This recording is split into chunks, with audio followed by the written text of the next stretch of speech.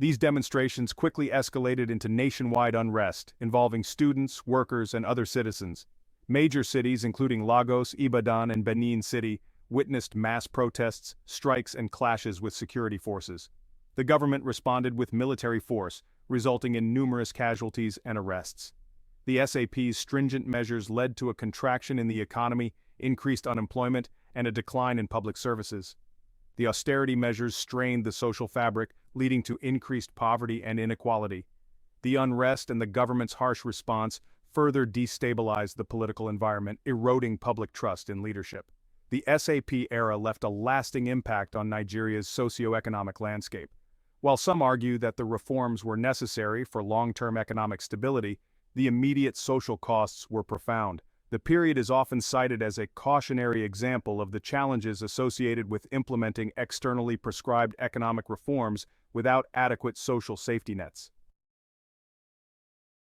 Let's take a quick pause.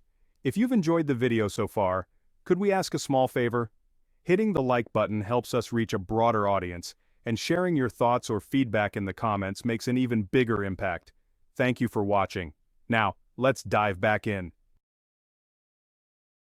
Venezuela.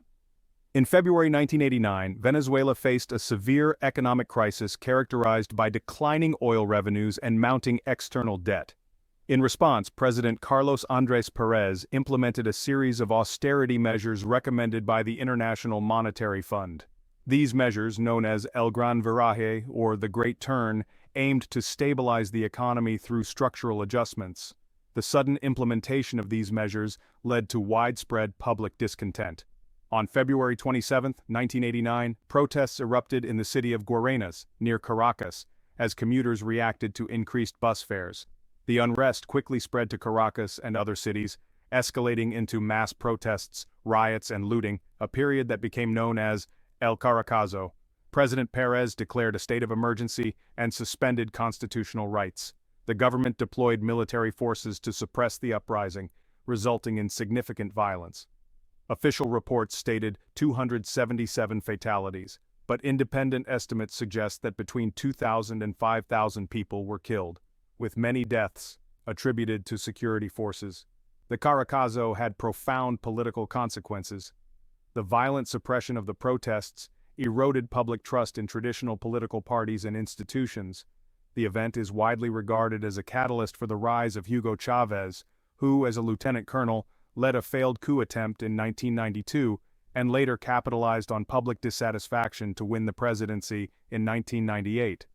The Caracazo remains a significant event in Venezuela's history, symbolizing the deep societal divisions and the volatile consequences of abrupt economic reforms.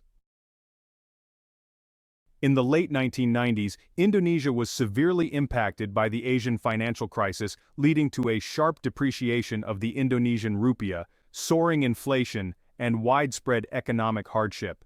In response, President Suharto's government sought assistance from the International Monetary Fund in October 1997, securing a bailout package totaling approximately $43 billion. The austerity measures led to widespread public discontent. In May 1998, protests erupted across the country, escalating into riots, particularly in Jakarta. The unrest targeted symbols of wealth and authority, with extensive looting and destruction of property. The Chinese-Indonesian community faced significant violence during these riots. The government's response involved deploying military forces to suppress the unrest, resulting in numerous casualties.